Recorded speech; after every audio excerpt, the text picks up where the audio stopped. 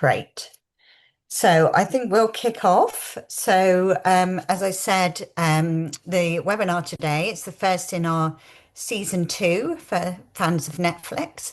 The first one was fantastic. We had four research webinars and four focusing on our social change work. And we're delighted to be back after the sort of summer break with the first of our research focused webinars. But we'll also be talking about the importance of collaboration in research in this instance, but it's something that Fight for Sight is really passionate about, encouraging collaboration across everything that we do, whether that be across the wider vision loss sector, through universities, research institutions, or with other charities. Yeah, if you want to go on to the next slide, that would be great. Thank you. Um, Apologies if anyone can hear my puppy just whining in the background as well. She's just started being demanding at lunchtime, which is not the best timing. Anyway, a little bit of housekeeping. So live captions are available during the webinar. Just click the CC button at the bottom of the screen. If they're useful to you, please do turn them on. As I said, after the webinar, slides, a transcript, and a recording will be made available, and you should get a link for that. For this webinar, please do ask us any questions, whether you're having technical issues or you have a question for the speakers. Please pop it in the Q&A window. We've disabled the chat window for a couple of reasons. Firstly, for anyone who is using a screen reader, it can be a little bit distracting because it all reads out while it's going, and it just makes it a bit easier for us to manage one channel. We will also send you an email with a link to a survey, and we'd really love your feedback if you can spare just a couple of minutes on that, because we obviously are all learning as we go, and we would love to get your input on how we can improve these in the future. Next slide, please. So as I said, I'm your host. I'm Sarah. I'm Head of Comms and External Affairs. Absolutely delighted today to be joined by both speakers. So we have Professor Pearse Keane, who is Professor of Artificial Medical Intelligence at the Institute of Ophthalmology, and Alastair, Professor of Regulatory Science and Innovation at the University of Birmingham. Next slide, please. So I'm going to do a brief intro to Fight for Sight, and then I'm going to ask Alastair and Pearse to introduce each other because they know each other so well. So we'll come on to that in a second and do a wider introduction to our speakers. Fight for Sight's hosting. We are a charity that our mission is that we fund the brilliant minds and bright ideas putting change in sight. So we fund scientific research. We also fund research into the lived experience of what it means to be living with a vision impairment. And we use all of those insights and the conversations that we have with people like Alastair and Pearse to inform the different funding rounds that we do. So we're very much a listening organisation. Next slide, please. So this is really our narrative, what gets us out of bed in the morning. We know from listening to people, from talking to people, that a moment of diagnosis, or it may be for some people a moment where they realise that there is something about their vision that is different to everyone else, they face two profound questions, and that is, can this be stopped, and how do I live my life? Fight for Sight is in a very unique position to answer both of those questions through the research that we fund, which is the can this be stopped, and the how do I live my life is through the work that we do in funding projects and programs for everything from enabling people to play sporting activities or enjoy a diversity of theatre experience or any aspect of life that they want to get involved with. So that's what we do at Fight for Sight. Next slide, please. So as I said, we're a funder, we're a grant giver. Over the next 5 years, we plan to distribute, over the 5-year period of our current research strategy, we plan to distribute 30 million in grants. Next slide, please. And researchers like Alastair and Pearse, we take a eye disease condition agnostic approach. So one of the things that is really lovely working at Fight for Sight is that we will invest in promising research, whether it's in a rare eye disease or something with higher prevalence. And our approach is to work across the patient pathway. So we look at better understanding, diagnosis, prevention, and then ultimately all of that looking to treat vision loss for the future. Next slide, please. As I said before, we are all about working in partnership.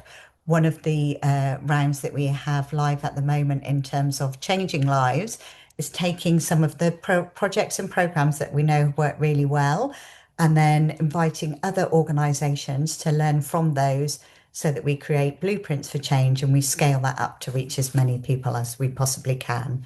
Next slide, please. So here we go with the main event, which is the panel discussion. So who shall I throw to first? Alastair, you were here first on the practice session. So perhaps I can pick on you to introduce Pearse a bit more and maybe talk about how you two know each other and some of a little flavour of the collaboration that you've been working on together. Yeah, it's my pleasure. So it's great to be here, and this is the first time Piz and I've ever had the chance to kind of uh, sort of talk about our work together like this. So thanks for the opportunity. Um, and yeah, what we're going to do is kind of give each other an opportunity to fill in some of the gaps in terms of our kind of careers, sort of leading up to when we started collaborating, and then kind of how it's gone from then, and hopefully drawing out some themes that we've learned from the art of collaborating, kind of why it matters. But also not just talking about our collaborations with each other, because as often happens in science, you actually collaborate with lots of different people for different reasons. Because although we work very closely together, we're not doing exactly the same things, and that's part of the joy of it. So, Piers, you've already been introduced as a professor of artificial medical intelligence at UCL, and we might dig into kind of why you took that particular title. I remember it wasn't chosen overnight. Um, uh, but you're also a consultant ophthalmologist at Moorfields.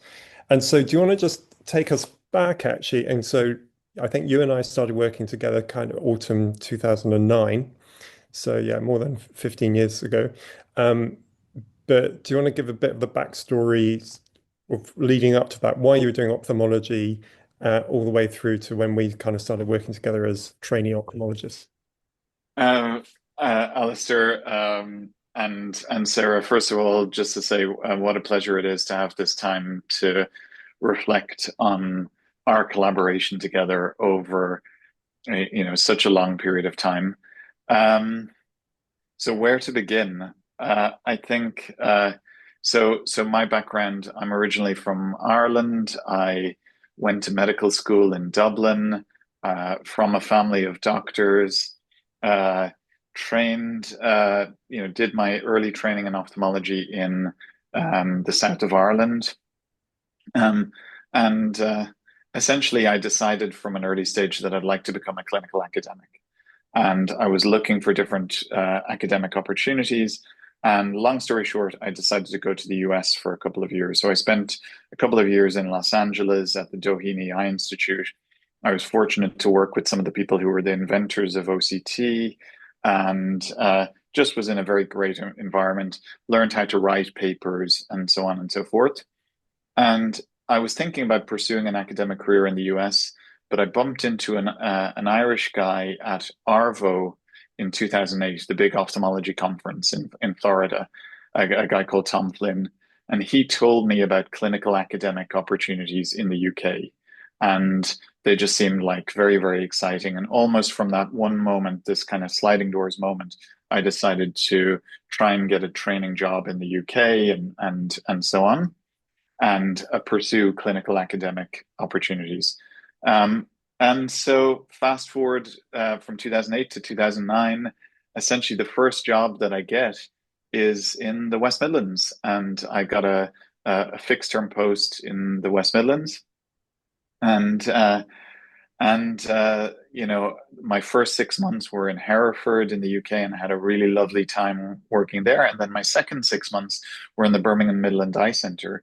And so, sorry, Alice, this is probably too long an answer, but essentially the team I was working with, you, Alistair, you were like the senior registrar on the team. I was the like equivalent of senior house officer or whatever the term would be. And then we're fortunate to work with a couple of amazing clinical academics in, Professor Philip Murray and Professor Cy Raz. And to me, it was just like, I don't know. I think we clicked straight away. Not just me and you, but I think the whole team. And for me, it was just really great to just work with clinical academics, doing like really cool things and answering really interesting questions.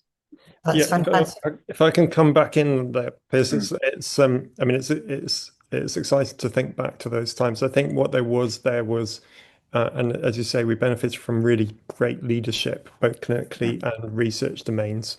Um, and there was this real centering on clinical excellence, but mm. also the kind of asking the why, why is this disease behaving like this? Why is this treatment working or not working?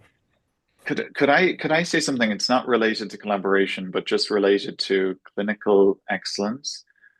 I thought before I came to work with you guys in Birmingham, and particularly this team with Professor Murray and Professor Roz and yourself, I thought that I cared about patients, and I thought I was nice to patients, and I thought I was a good communicator.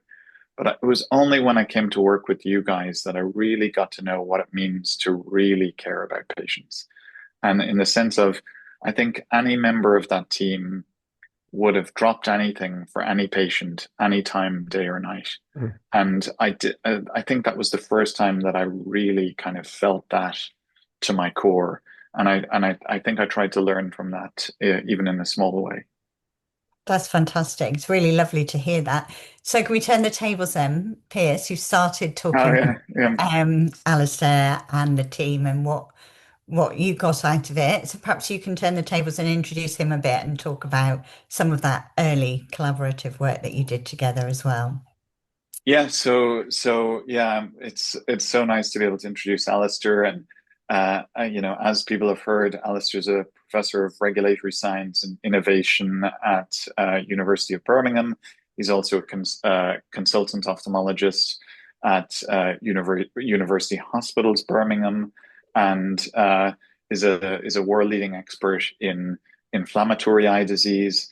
But I think even more, in recent years, has become this world-leading expert in innovation and regulation and artificial intelligence, not just in ophthalmology, but in all of healthcare. And so maybe, Alistair, it'd be good to hear a little bit about your journey in the same way that I've done. Cool, thank you. Yeah. The uh, so my backstory, sort of leading up to becoming an ophthalmologist, was I might trace it a bit further back. So actually, my brother, not that many people know this, but my brother from very early age had severe sight impairment, and so it's one of the things you don't really think about because you just grow up in a family, don't you? And you sort of just take it as that's just how we all are. But so I had the experience and the privilege of growing up with my brother Richard, who has had severe sight impairment since early months of his life, um, and seeing him, you know, sort of just grew up with that, and it was an interesting period of time because, and actually some listeners may relate to this, but um, it was kind of the advent of technology coming in for people with sight impairment. So he sort of lived from that period of when everything would be braille to kind of, oh, actually there are different ways of managing this, and then increasingly going from specialized kit made just for sight impaired to actually things like screen readers and so on being standard across technologies. But I guess I also experienced the going to appointments and London hospitals with him and so on. However, I didn't initially, even though when I started going into medicine, I didn't initially go into ophthalmology. I was just kind of interested in everything I did. So when I was on surgical attachments, I was really interested. I wanted to be a vascular surgeon. When I was on, medical attachments, I wanted to be, interventional cardiologist or a rheumatologist or so on. And actually, it was using a slit lamp for the first time, which again, I think would be familiar to many of you, but the kind of funny device we use to examine the eye, whether that's in a high street optometry or in a hospital eye department. But it was using that and just seeing the eye magnified was just stunning. And like, you know, every bit of medicine is valuable, but there's not so many parts of medicine where it's also beautiful. And it was just mesmerizing seeing the eye live like that, sort of magnified. And so that was one of the things that got me interested. And also, ophthalmology is one of those areas where you don't save people's lives very often, but you do make a really big impact into their quality of life. And it is an area where I think you can make a real difference in terms of delivering excellent care, actually, as Pearse has already mentioned. So I think the more I explored ophthalmology, the more I enjoyed it. And but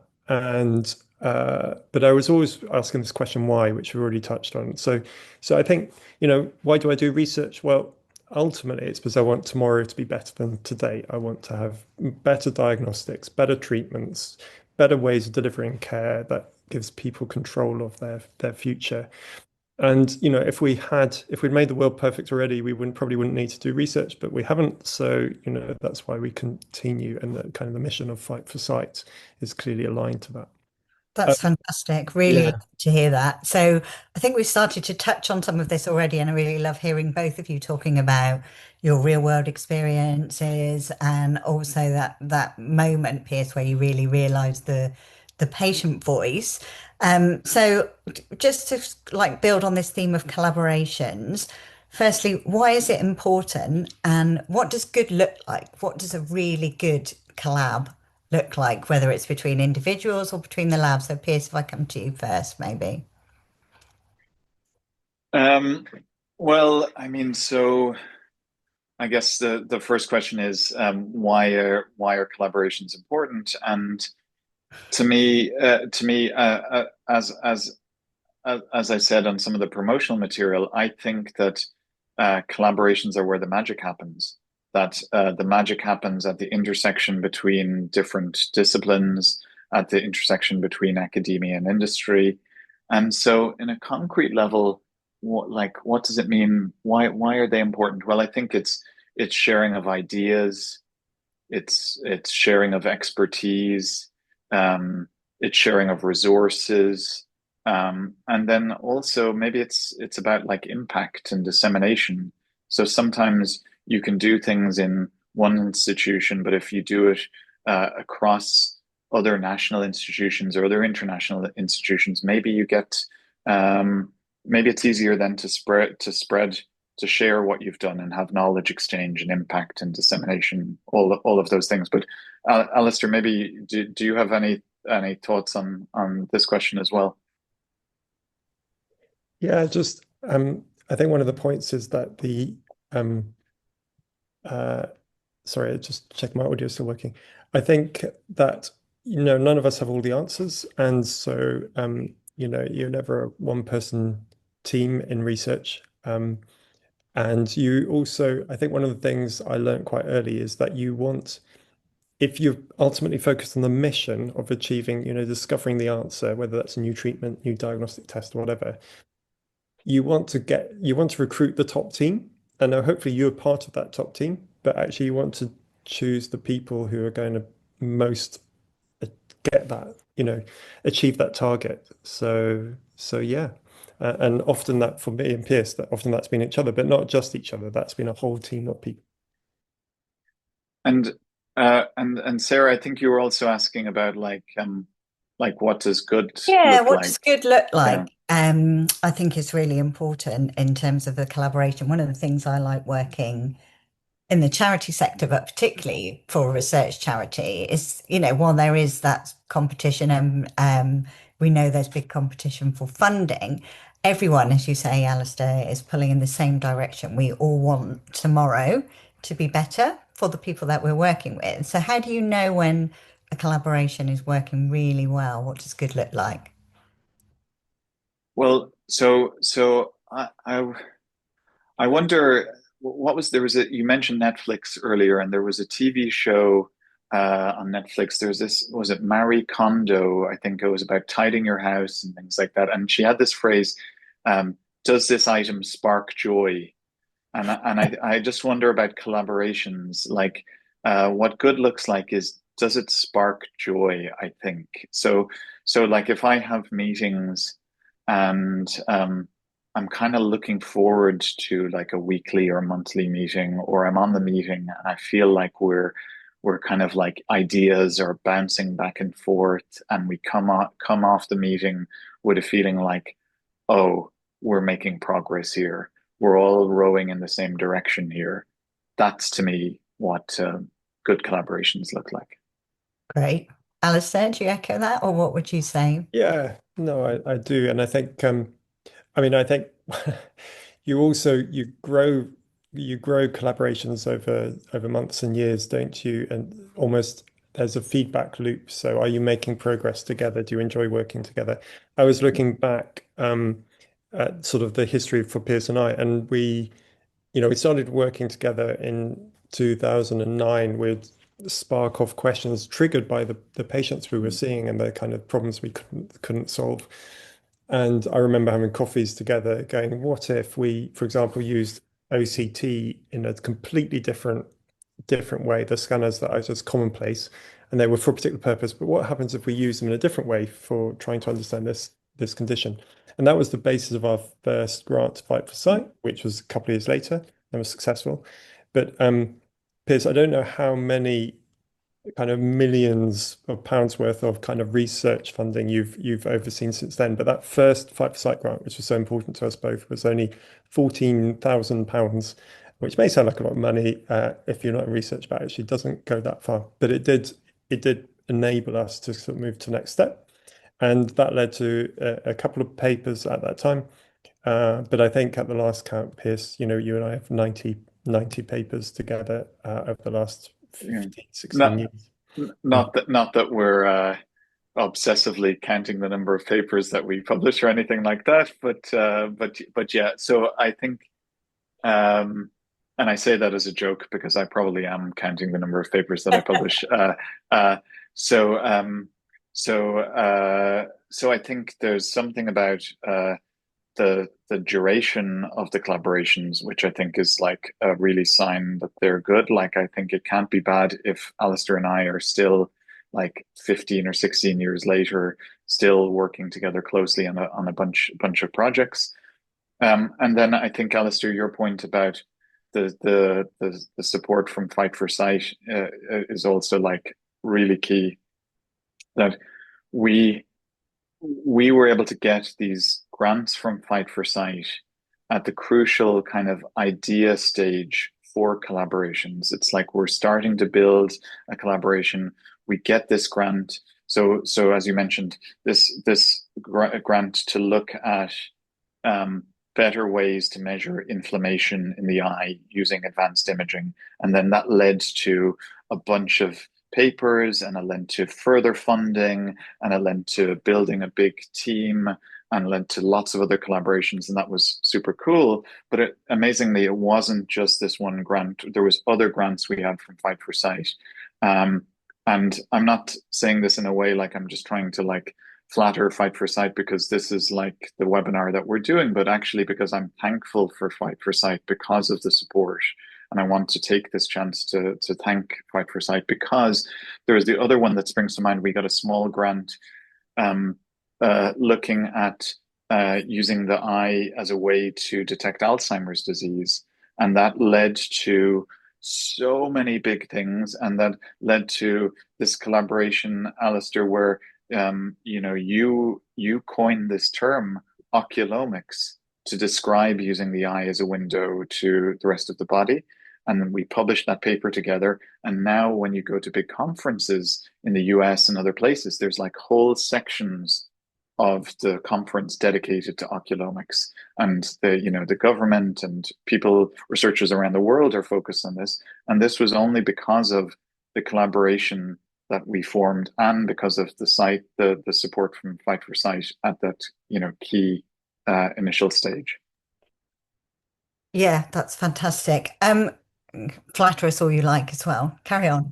I'd just like to just push you both a little bit because you've talked about the collaborations and the papers and the projects. I wonder if there have been moments during your collaborations, or can you say a bit more about the real impact that that makes to people who are blind or vision impaired? Because it isn't just about, well, firstly, why are the papers important? Because that's about that dissemination of knowledge to other researchers. And secondly, how is this really impacting the lives of people who are blind and vision impaired? I don't know who wants to do that first. Alistair. Yeah, Alistair, do you want Piers, to? I just think talking about, in macular degeneration and the story of Elaine and all the work you've done there, I think Yeah. really illustrates it very nicely. Yeah, so I think I, I I I think, first of all, I should say that the road, the pathway to impact, to real impact in patients is a long one, and we're still on that journey. But I don't think we're anywhere close to where we want to be yet, in terms of actually um, saving the sight of people around the world at scale. So I just want to maybe like be slightly kind of cautious in terms of what claims I'm making. But I think in terms of patient impact, Alastair has mentioned a patient of mine at Moorfields called Elaine Manna, and Elaine was this really amazing woman who I met back in more than 10 years ago, and she was receiving treatment for age-related macular degeneration.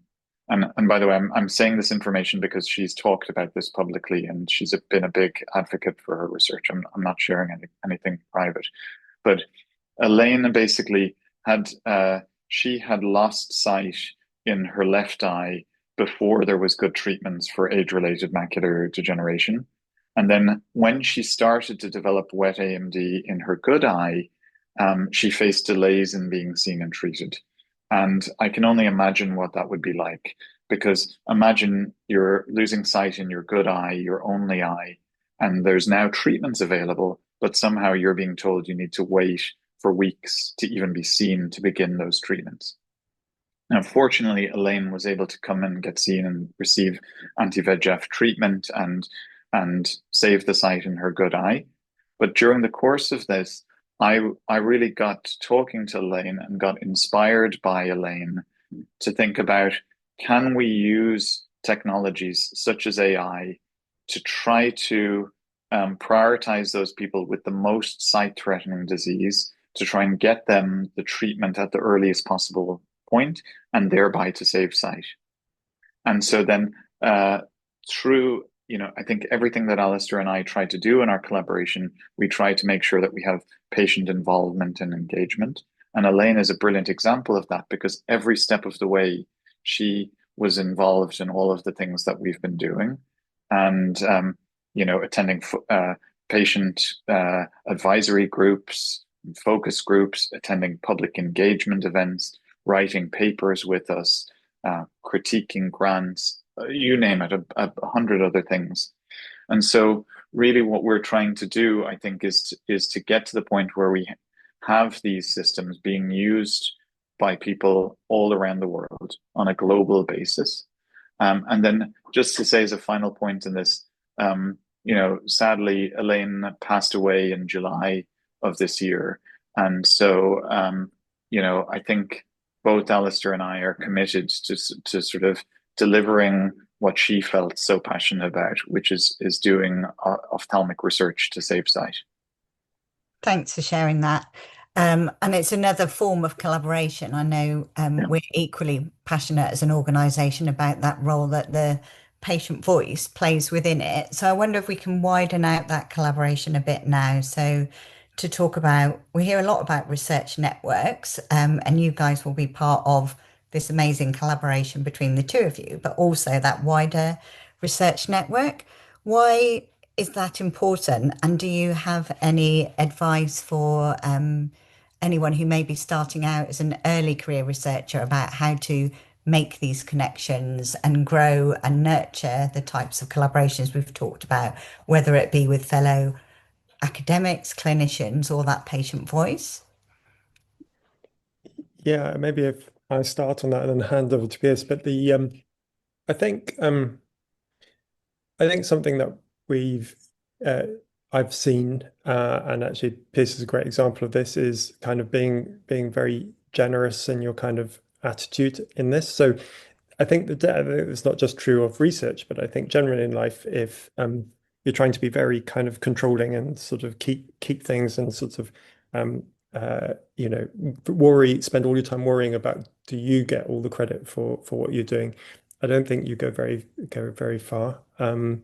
And I think that there's something around wherever you are in your career, um, almost thinking of yourself as a volunteer or as a kind of contributor, and certainly as a team player towards that greater goal. In this case, to understand why sight loss happens and to do everything we can to address that and to improve the lives of people who suffer with those conditions.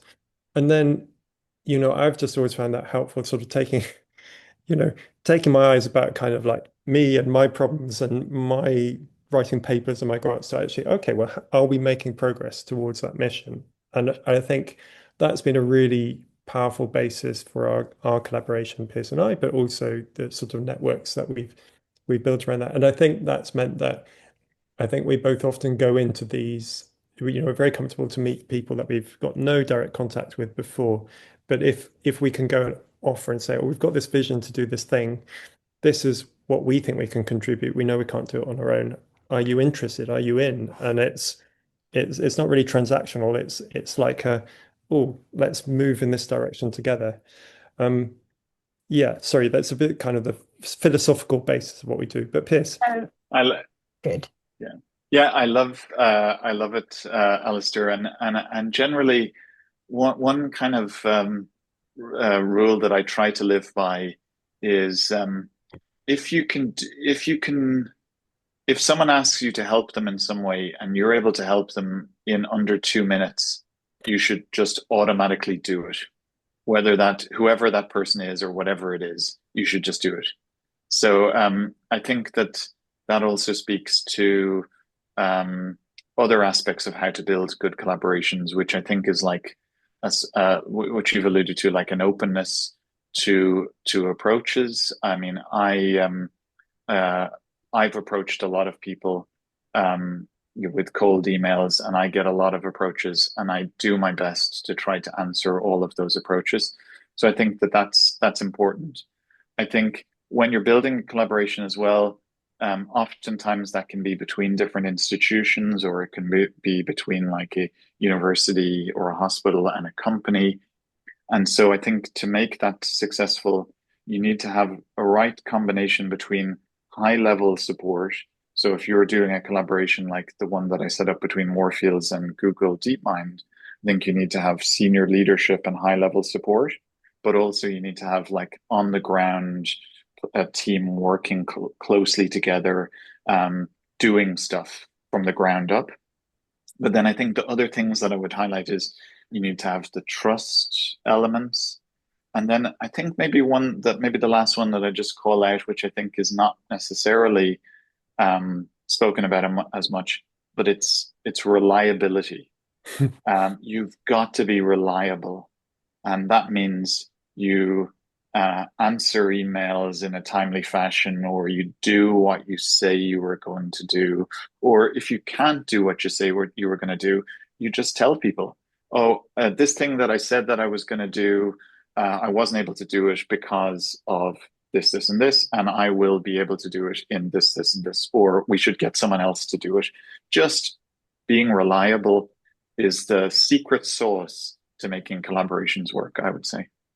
I love that. I think your inbox could be filling up right now because you say you're going to answer all these emails from people. But I love what both of you are saying around communication, and the philosophy that you bring to it.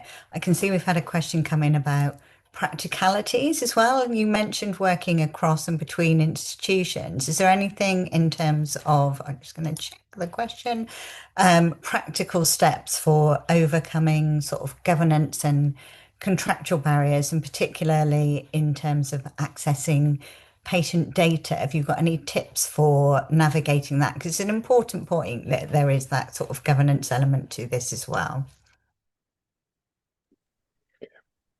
I'm going to start. Alistair. I'm going to hand Yeah. Pearse the difficult question, Yeah. which is the secret of our collaboration. So, I think that's a fair thing to flag. What I would say is that most projects, I think that these kind of more logistical questions are are the details. They're important details, but they really aren't what will make or break a project.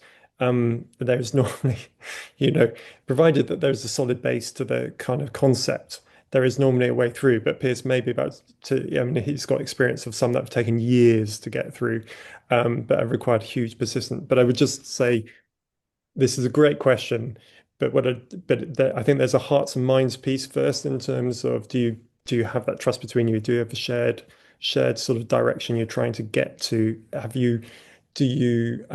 you explore that from a scientific point of view first? And then there's that, okay, how do we make this real? So I'll hand that over to you, Pearse. How do we make it real in the face of huge challenges like this? Yeah, yeah. I mean, I think it's very kind of context specific, but I think you could imagine something that like data sharing is a common reason for collaboration. We'll say so. Someone approaches someone else. Can we share data, or can I? I've developed a tool. Can I test it on your data, or something like that? And so I'm not sure that I have necessarily like a very well structured answers to answer this question, but I entirely agree that first of all, it's establishing a trusting relationship, establishing a shared vision. Then within your institutions, it's like, okay, what are the processes that are required? What is the high level engagement that I need to do to make sure that senior leadership within my institution are happy with this? And then what are the governance processes on the ground in terms of data sharing agreements and things like that? But Alastair, you want to come in Yeah, on I that? just want to say again that something that I've seen you do very well is and we've both encouraged our teams to understand is that I think we work on the assumption that um, when these processes are challenging, it's not because somebody's gone out of their way to make life difficult for researchers. And so there's also something about being kind of understanding that we work inside institutions and to try and understand how they work, reach out, ask questions, say, oh, okay, this is harder than I thought. Why is this? What is the intent behind the process that is making this difficult? To try and meet with those people and also then communicate the other way and say, well, look, we think this is a really important project to do for the following reasons, and almost try and enlist those things that you could easily see as barriers, try and enlist those people almost as part of the kind of extra research team in the sense of understanding the vision of what you're trying to achieve. Mm. Could I actually? I just thought of one other thing to say, which is, um, I think sometimes in when you're trying to develop trust and openness, something that I think is quite useful is to say the things that are unsaid in some ways. And so for example, if someone approaches me to collaborate about oculomics, for example, and I have a preliminary call with them, and at the back of my mind is wondering whether actually this would be stepping on my own toes, or we're competing with something else that I'm doing, or I'm actually going to like I'm already doing this, and I'm worried about being trumped or something like that. I think it's just good to call, just to say, look, oh, like you might say to the person, I'm really interested in collaboration, but actually this is already something that I was thinking about doing myself separately, or I'm just about to publish a paper on this, or I'm worried about this, or this will be challenging, or this and this. And so I think if you're open to people in that way, that also sort of goes towards building trust and then building collaborations. Yeah, good point. And I think what I'm getting from both of you is the power of persuasion, persistence, and honesty actually feel Yeah, like three magic ingredients that people can really hold on to there, as yeah. well as the kind of like practical things as well. We've had a comment from one of the audience saying, Pierce, that you've been instrumental in their own journey in ophthalmology. And I wondered who, apart from each other, has influenced both of you in your careers? Who are the mentors and the people that you've looked up to as time has gone on? So maybe Alistair, if it's okay, maybe I'll go first with this. I think I've been fortunate to have really good friends and collaborators and mentors. And I think it's just so amazing that there's so many people who are so happy to give others a hand up at every stage. And so people that immediately come to mind for me, I think someone like Sir Peng Kaw at Moorfields in UCL, who's the director of our biomedical research center, is just this like amazing visionary who is the type of person that if you come to him with an idea, he will go, "Oh my God, that's the coolest thing ever. Let's think about how we can make this a reality." That type of person. So I think of Peng Ko. Um, in more recent years, I've been very fortunate to have mentorship from another ophthalmologist called Tian Wang, who's is based in China now, but was in Singapore, and he's just provided a lot of advice and support for my career, and that's really helped me in terms of thinking about how to build global collaborations. But I'm sure there's a bunch of other people that I should mention, but maybe I should hand over to Alistair as well.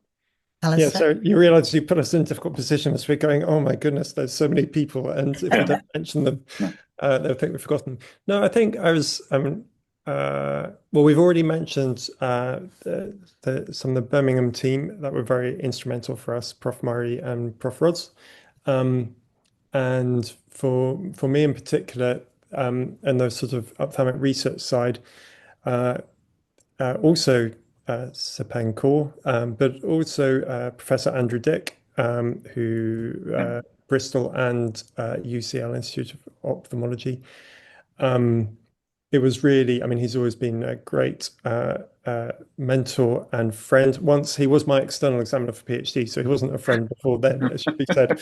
He gave me a very hard time on that. But no, and I think one of the things that was really instrumental for me working with him, I moved to work with his group for 6 months or so before becoming consultant, was his willingness to just try things and not be afraid of, oh, it might not work. And I remember saying that to him, yeah, but it might not work. He said, that's okay. And yeah, it was just really exciting. So he was somebody I learned to be kind of a bit braver in research, actually, and try things that not just so incremental, but would be whole leaps forward. And it might not work, but boy, if it did work, you would really move the field forward. That's great. Thank you. So I'd Could like to. actually, could I, sorry to speak over you, Sarah, but I just want to say, and Andrew Dick, I should mention, I should say, he's been great, and I've learned a lot from him in terms of leadership and the way that he handles meetings and approaches things, and the leadership approaches he takes. I think, just to say, Mm. he's also been amazing. Fantastic. Thank you. So I would like to encourage audience participation at this point. So if anyone has got any questions, please do pop them in the chat.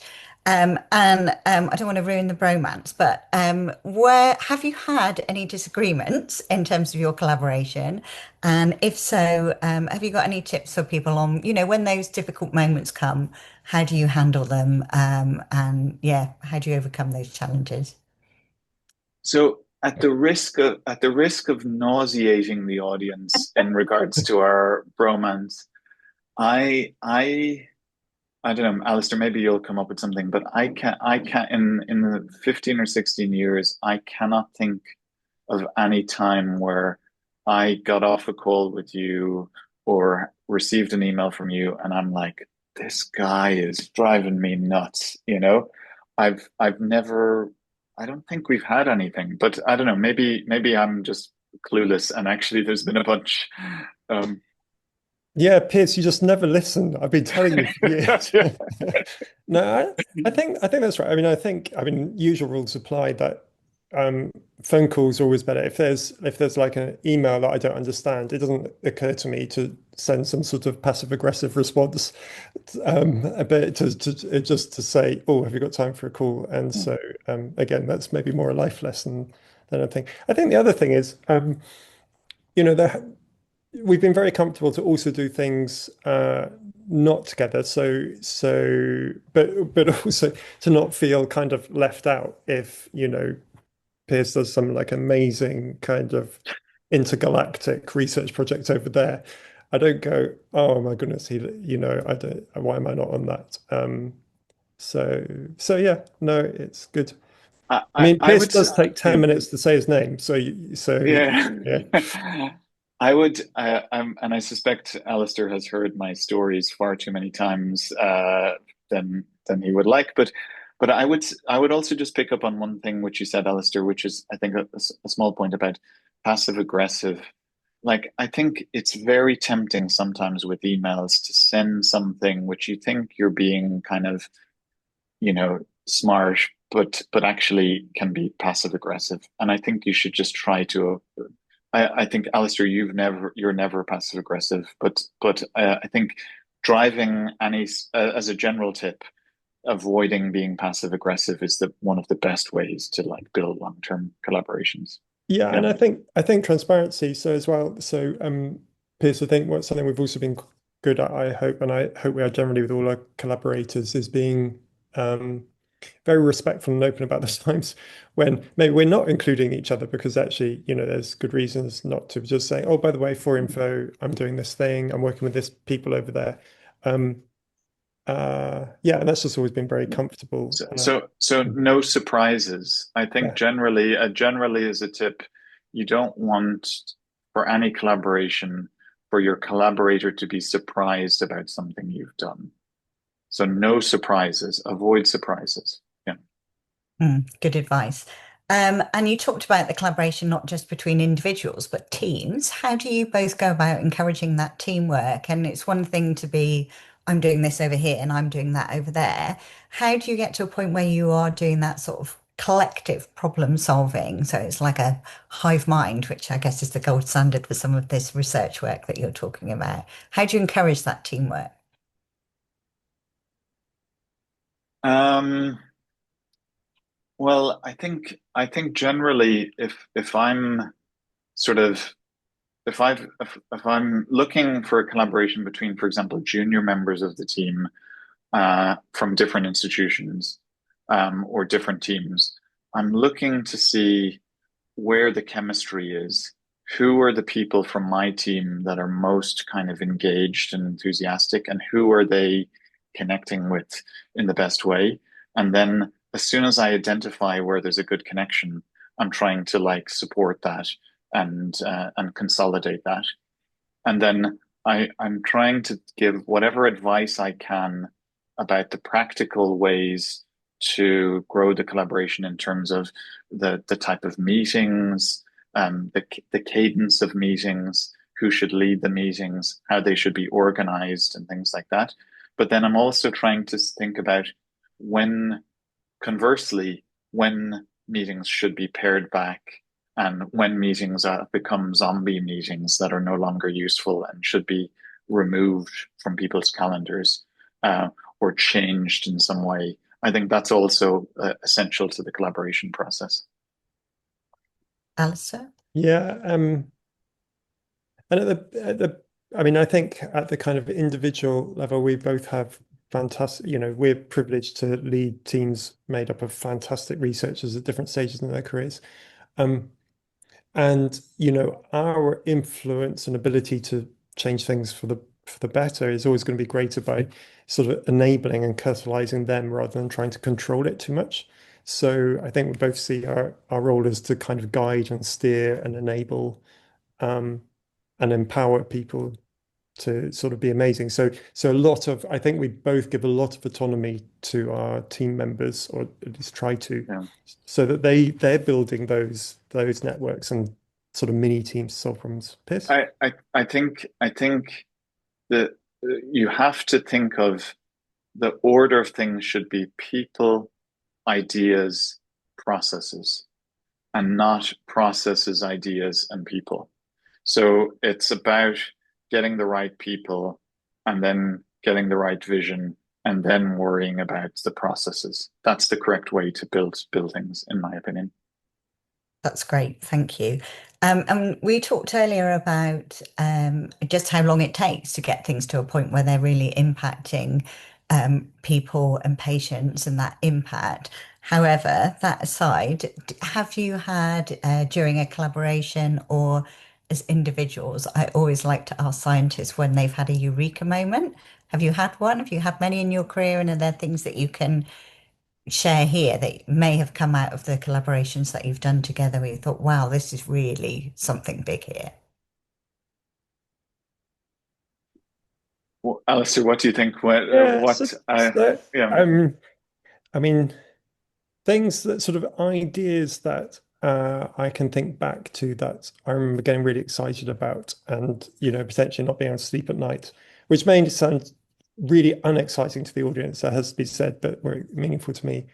One was actually when we started to think about how OCT scanners could be used in different ways, because obviously the the process to inventing the OCT scanner, which has really transformed a lot of ophthalmology, that was a long pathway. But of course, now they're widespread, and the idea of repurposing something that's already there and has regulatory approval and can be used in clinics to actually solve real problems in patients that we were seeing every day, that was pretty exciting. And there was like kind of eagerness to sort of push the next step and actually test did it work. And sometimes it did, sometimes it didn't. And we learned from that and moved on.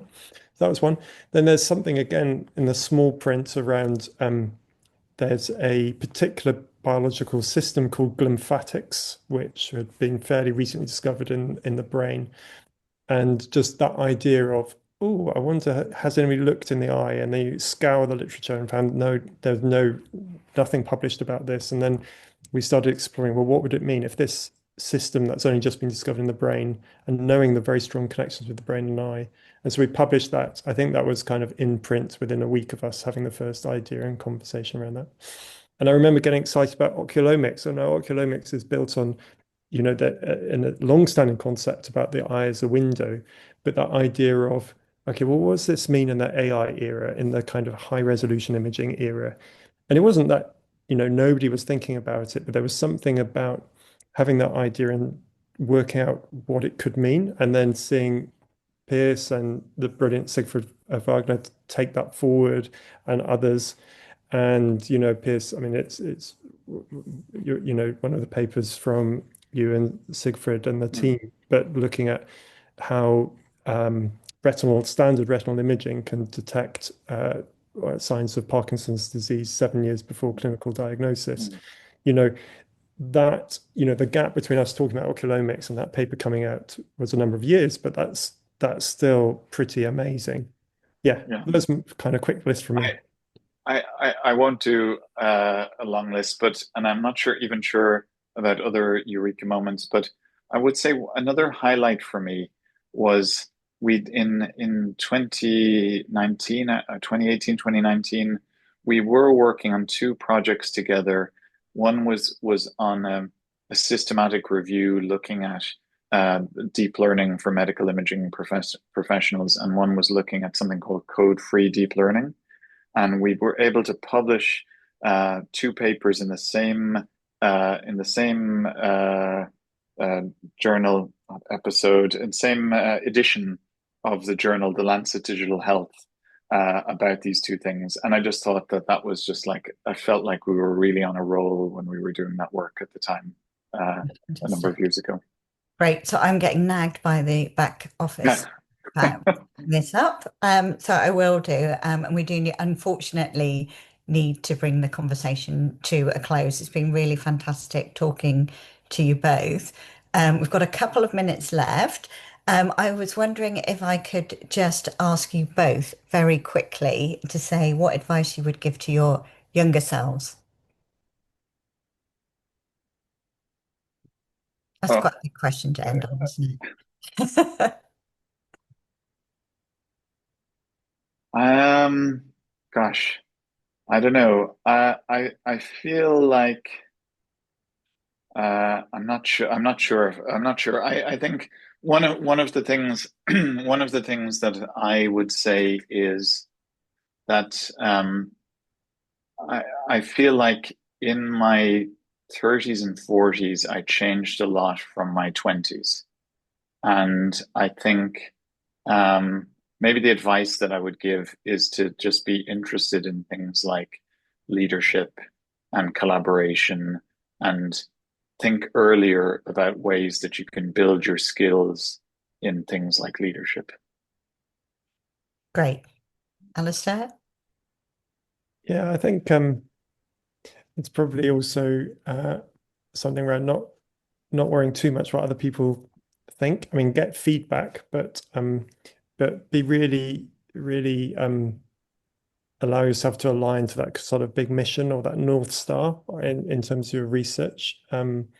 And be unafraid to sort of plow that. If you see that a problem is important, it doesn't matter if nobody else is kind of chasing it at this time.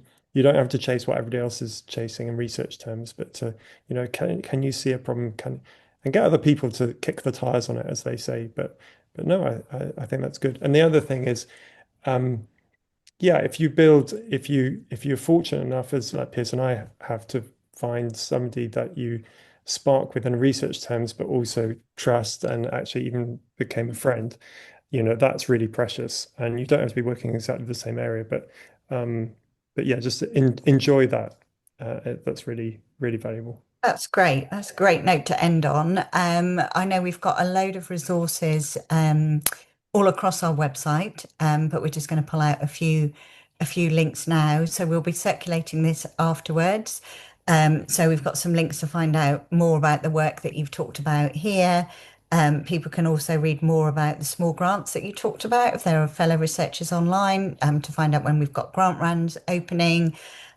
We have a comprehensive A to Z on our website for across all eye conditions. We also have information on how you can get involved in fundraising for Fight for Sight and fund some of this great work we've been talking about. So please do come on our website and have a poke around.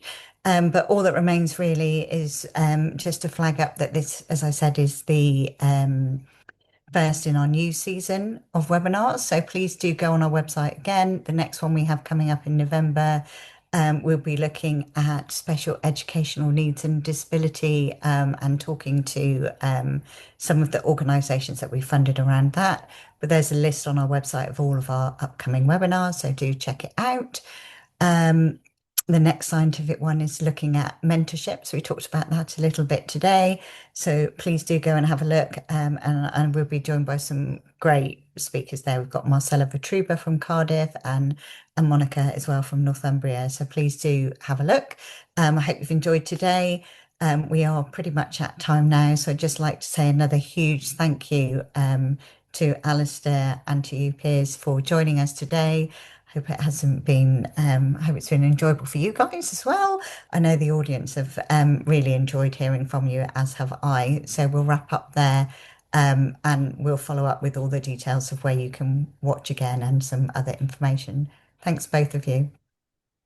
Thank you. Thank you. Take care now. Bye bye.